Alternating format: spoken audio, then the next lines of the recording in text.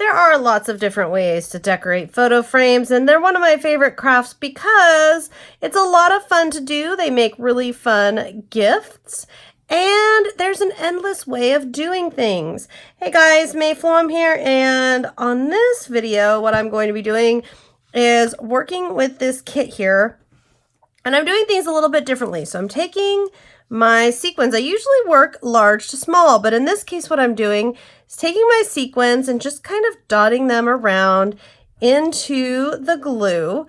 And if anything falls, don't worry about it. We can always scoop it up. And I'm starting with the sequins here. And then I'm just putting them all around. And if something doesn't stick, don't worry about it. We can always re-stick it or put it back in the kit for later use. And then once I've gone around and I'm happy, then what I will do is go in with the beads and do the same thing. Just kind of sprinkle them around and let them stick where they want to stick. And really just, honestly, just have fun with it. Just let the process be and enjoy the randomness, because you have a little bit of control with this style, but this really is about just letting the supplies fall where they will and running with it. Now, we are not going to stop here. This is going to be pass number 1. So as I said before, normally when I'm creating, I start large to small because I find it much easier to fit small things into small spaces than try to cram the larger objects. Now, the only exception I'm making is these charms. So I've got one charm there, and then I was debating if I wanted another charm at the bottom, and I think I do. So I'm just going to go ahead and add a little more glue. So we really want our charms to stick, and then set that charm in there. And I am imagining this frame for, oh, I don't know, it could be many things, but it could be like a champion photo. It could, oh my gosh, it could be for a New Year's party, for a birthday, for a graduation. It's just kind of a celebratory, you're a star kind of a photo frame, and it's a lot of fun. So you're putting down lots of beads, you're putting down lots of sequins. When you're all done with this step, when you feel like you've got enough down, you don't need any more of this stuff and you want to move on to other items, then you're going to let this glue completely dry. And the reason you're going to let the glue completely dry is because you don't want things to keep wiggling around for this style. Now, sometimes I like to keep going with the glue wet because I want it to be adjustable, and if I need more glue, by the way, you can just come in here and add more glue if you feel like there's some areas that you want more stuff, but there's not enough to get things to stick, like so.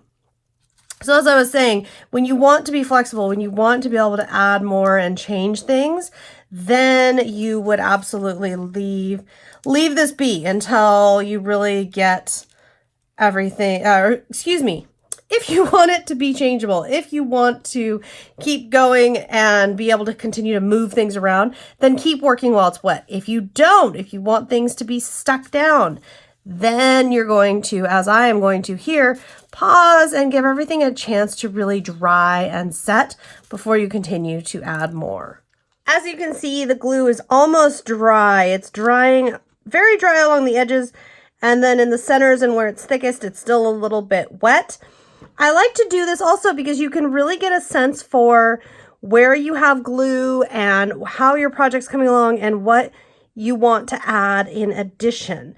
So what I am going to do at this time is any of the areas that don't really have much glue, I'm just going to come in here and dot fresh glue all along. And then I will go ahead and add more elements, and I'll start working larger. And as I said before, this is a different way to work. I usually find I prefer to work with the larger items first, but you know what? It's all about creative fun and mixing things up. So this will be a fun little challenge and a change up to my routine. So I'm going to take some of the little clear elements as well as some of the pearls here and add them here and there for a fun little touch. And I can also continue to add more beads if I would like more. I can go ahead and jump into buttons if that's something I would like to add in, or I can just keep it small. You are free to work with whichever elements of the kit that you would like to, of course. So it's really all about personal preference and what works for you. And once this is all complete, you'll want to repeat the process of letting some of this glue dry before you take on and add in even more elements. The glue is getting there as far as dry wise. It's been sitting for about half an hour. Now what I'm going to do, this is actually the gloss version of the glue, and you could have used this all along. I'm just going to use this now. And what I am going to do is just give it a nice all over coating. And yes, I'm going right over the top because anything that this goes over, guys, what that's going to do is just add sparkle and shine. And it really is a lot of fun. And I'm just going over, it's a lot of fun because anything that had maybe got a little bit matte finish on it, or I don't know, maybe you're just not really loving the look of it, this is going to just add shine to it. And you can either use a paintbrush or you can use your finger to just kind of distribute it and make sure it's all over. Remember, every time we do this, if anything is not to our liking, we can always come back and adjust it later on. So what I am going to do is just make sure that the entire surface has at least some thin coating for right this minute. And then once it does, I will continue with my mission, I suppose we can call it, of adding layers. Now, one of the reasons I like doing it this way instead of filling it all up at the start is it really lets me just kind of play with the dimension and play with everything we've got going on here. I just feel like it needs another line of the glossy up top here. Now I am working on this whole frame. This is also a mini frame. If you're working with a larger frame or taking more time, I would probably recommend to you to work just an area at a time instead of covering the whole frame at once. And again, you could use a paintbrush for this instead of your finger if you would prefer. But from here, continue the same concept. So if you want more of the clear or the pearls or anything else, go ahead and continue to add them on. If you want to sprinkle on more beads, if you feel like there's areas that could benefit from some more beads, go ahead and do that. I also like to, at this point, kind of start cleaning up my workspace and adding in the beads and sequins and things that have fallen to the side. I just love how much fun this is, and I really enjoy how it turns out, not necessarily how I might have expected. It really just depends on, well, how the sequin falls. Now, once I have finished this, if I still need more layers, if I still am not satisfied, I just repeat.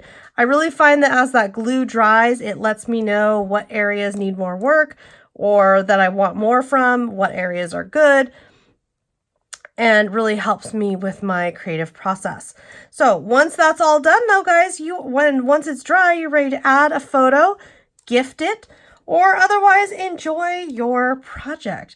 I hope you have enjoyed this tutorial. Be sure to subscribe to my YouTube channel so that you don't miss any of my crafting fun and videos. I'll see you next time.